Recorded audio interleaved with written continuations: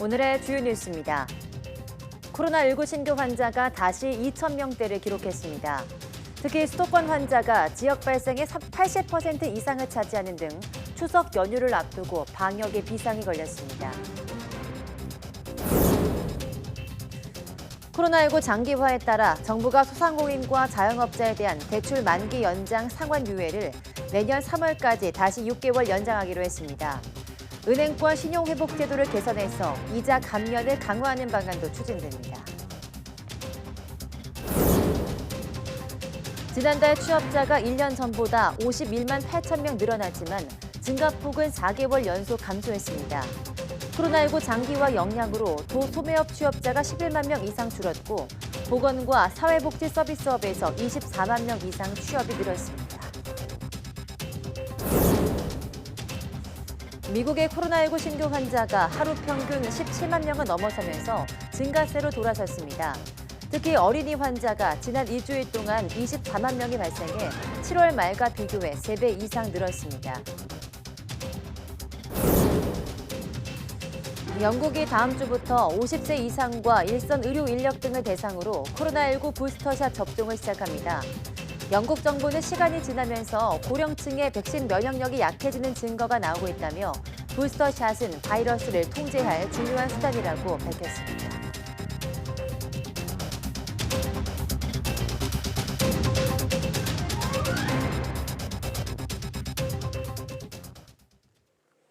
네, 여러분 안녕하십니까? 9월 15일 사이언스 투데이입니다.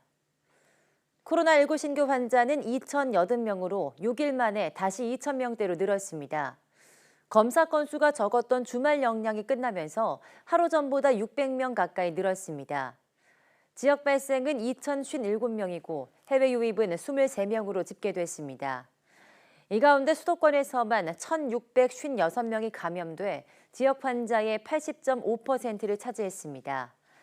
어제 하루 숨진 사람은 13명 늘어 국내 사망자는 누적 2,380명이고 위중증 환자는 10명 추가돼 현재 350명입니다.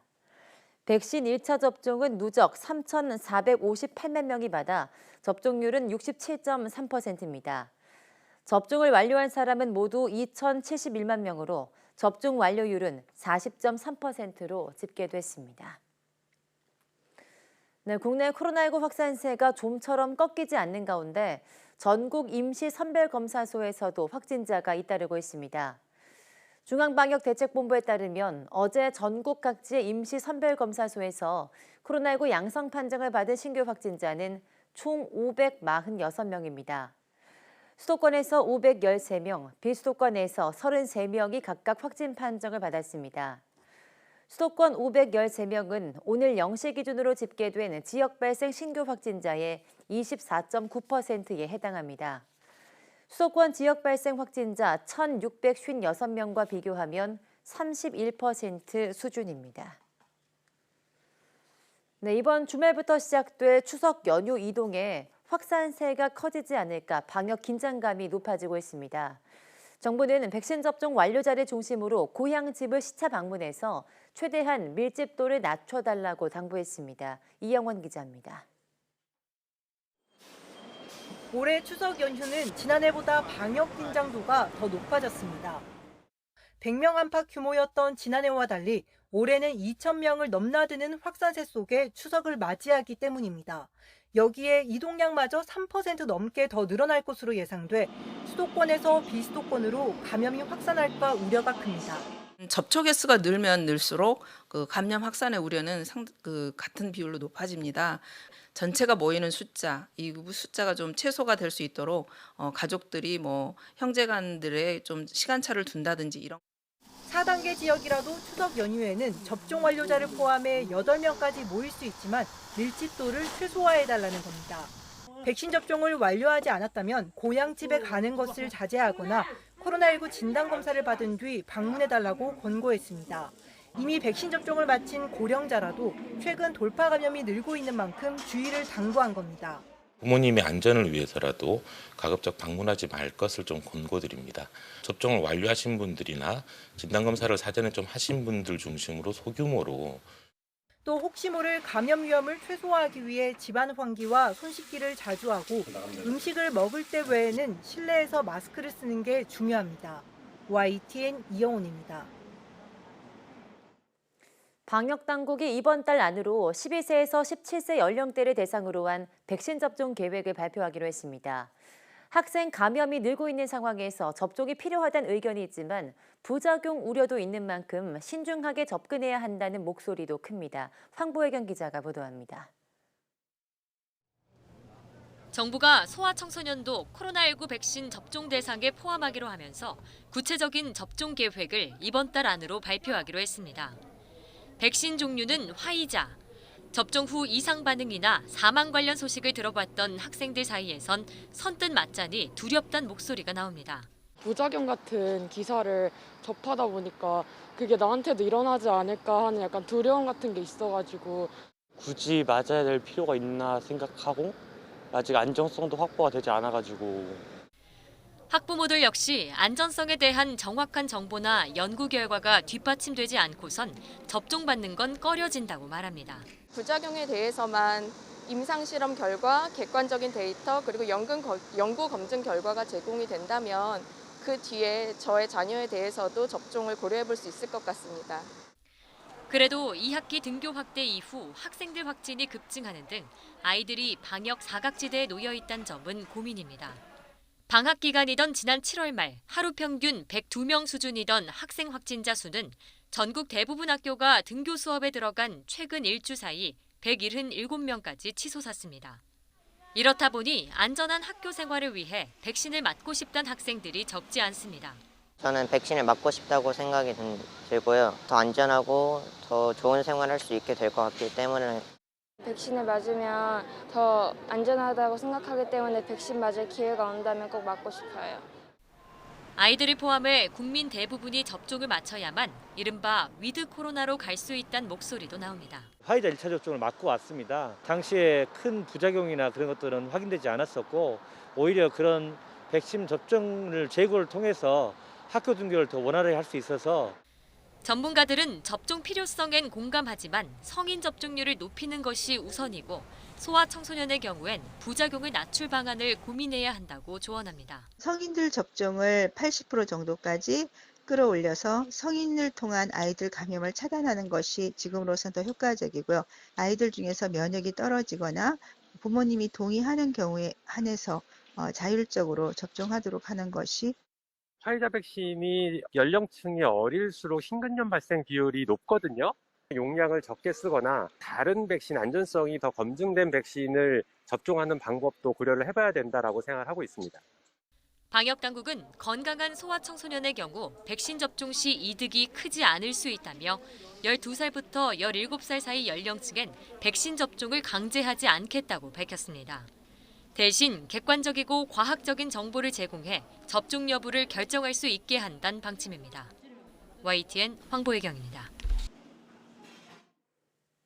중소기업과 소상공인의 코로나19 대출 상환 만기가 이달 말에서 내년 3월로 다시 6개월 연장됩니다.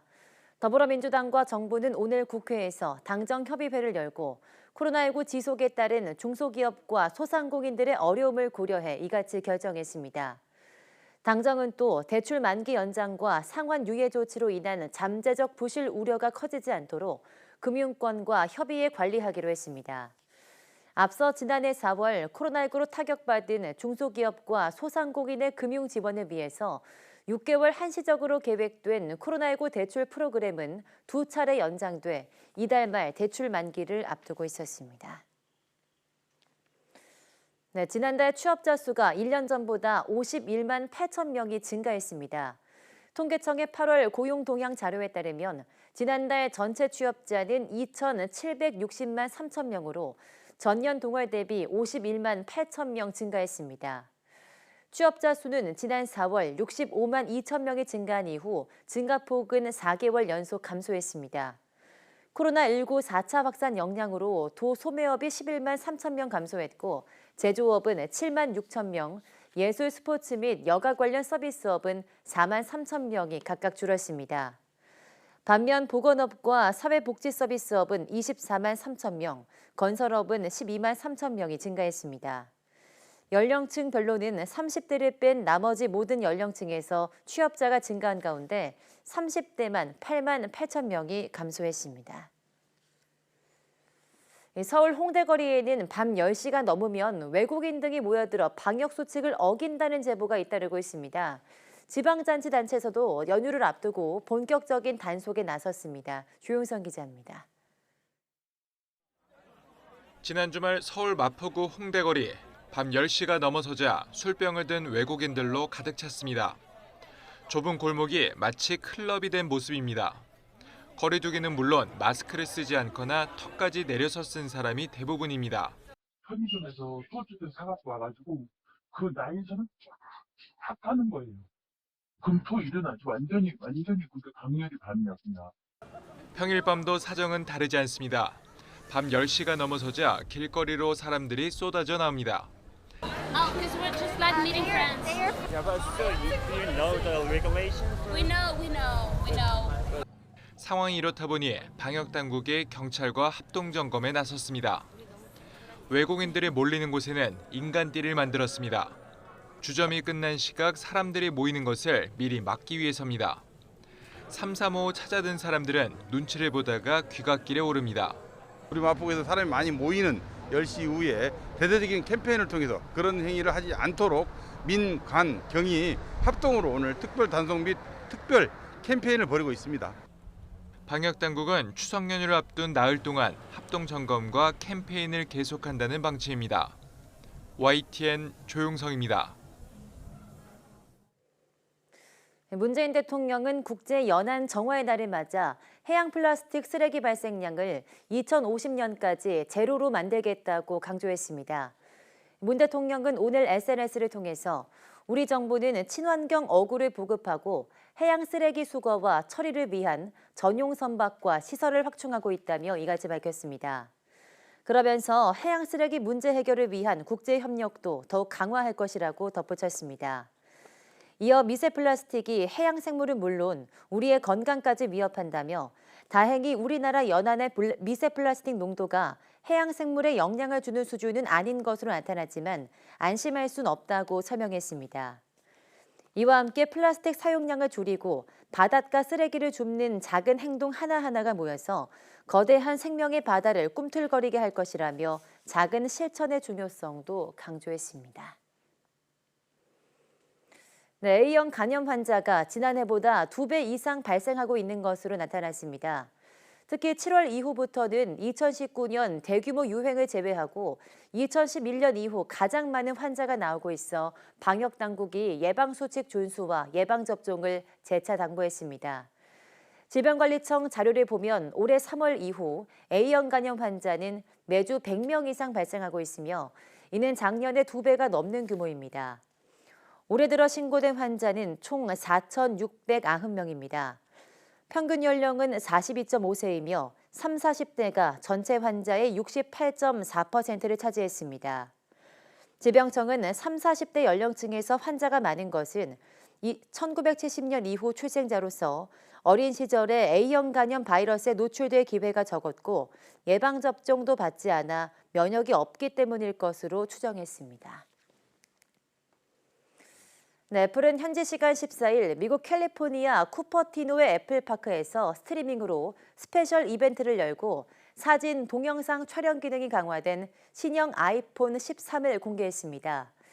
아이폰 13은 전작인 아이폰 12와 마찬가지로 아이폰 13 미니와 아이폰 13 프로 등 4개 모델로 출시됩니다.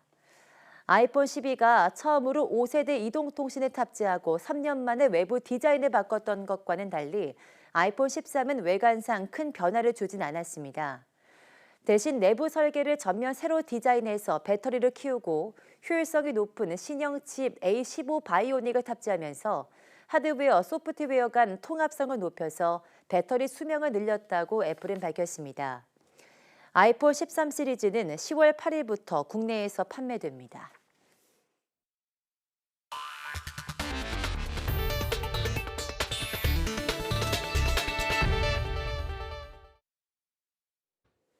영국이 다음 주부터 50세 이상과 일선 의료 인력 등을 대상으로 코로나19 부스터샷 접종을 시작합니다. 영국 정부의 부스터샷 정책은 저명한 과학자들이 부스터샷이 일반인들에게 필요하지 않다고 밝힌 뒤에 나온 것이어서 주목됩니다. 김진호 기자입니다. 사지드 자비드 영국 보건장관은 현지 시간 14일 의회에서 50세 이상과 일선 의료 인력, 코로나19에 취약한 젊은 층을 대상으로 다음 주부터 부스터샷을 접종한다고 밝혔습니다. 추가 접종은 2차 접종 6개월 이후에 하며 화이자 백신이 권고됩니다. 화이자가 없다면 모더나 반회분을 사용할 수 있고 화이자, 모더나에 알러지 문제가 있다면 아스트라제네카로 대체할 수 있습니다. 자비드 장관은 시간이 지나면서 고령층에서 백신 면역력이 약해지는 증거가 나오고 있다고 지적하고 부스터샷은 바이러스를 통제하는 중요한 수단이라고 설명했습니다. This booster program, it will protect the most vulnerable through the winter months and strengthen our wall of defense even further.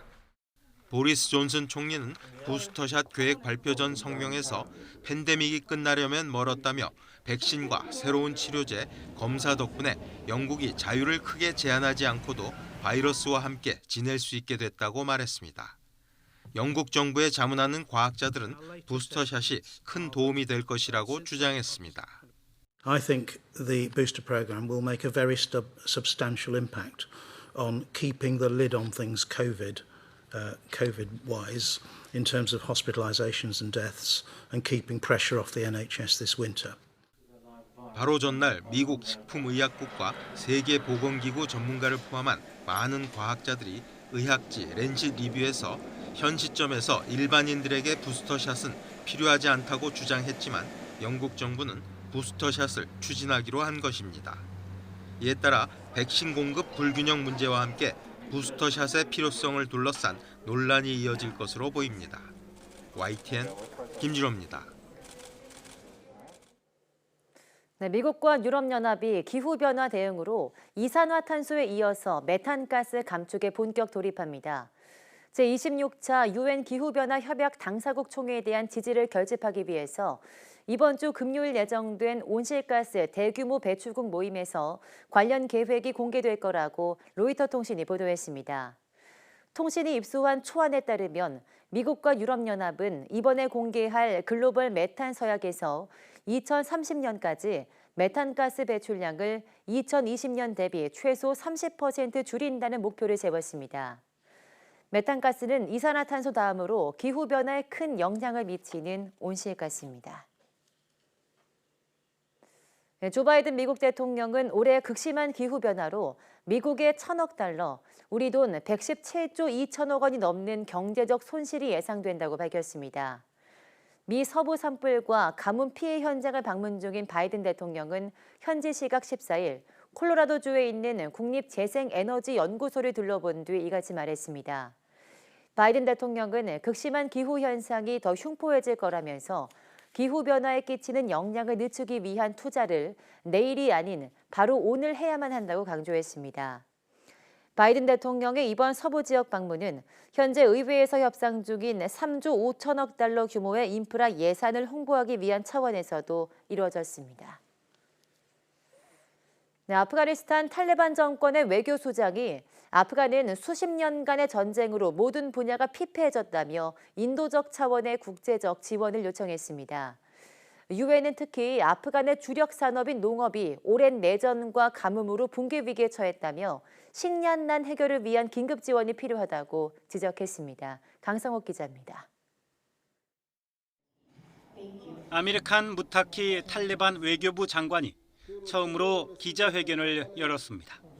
무타키 장관은 아프간이 오랜 전쟁으로 큰 피해를 입었다며 교육과 보건, 개발 분야에서 국제적 지원이 필요하다고 호소했습니다. 무타키 장관은 특히 마지막 한 사람이 대피할 때까지 미국을 도왔지만 유감스럽게도 미국은 감사 대신 아프간의 자산을 동결했다고 불만을 터뜨렸습니다.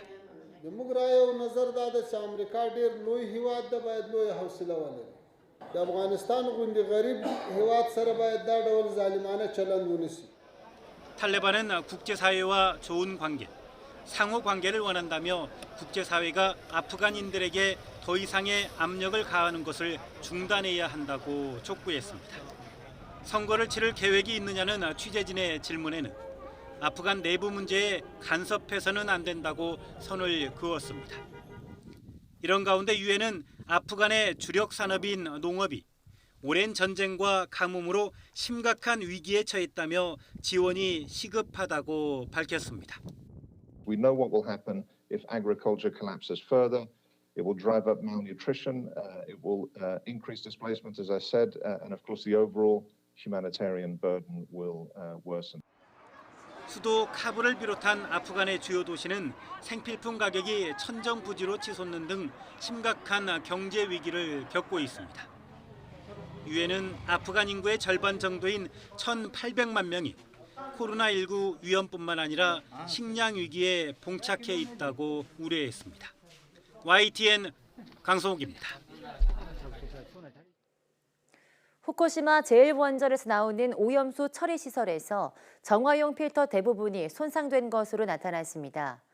도쿄전력은 지난달 말 후쿠시마 제1원전 오염수 처리 시설에 부착된 정화용 필터가 파손된 것을 확인하고 조사를 벌인 결과 전체 25개 가운데 24개가 파손된 것으로 나타났다고 밝혔습니다. 도쿄전력은 2년 전에도 같은 필터의 파손이 확인됐지만 원인 분석 등 대책을 세우지 않은 채 필터를 교체한 뒤 오염수 처리 시설을 계속 가동해온 것으로 드러났습니다. 이 필터는 방사성 물질이 외부에 새어나가지 않도록 하는 것으로 도쿄전력은 환경에 미친 영향은 확인되지 않았다고 밝히면서 원전 건물 안에 방사성 물질이 유출됐을 가능성은 부정하기 어렵다는 입장입니다.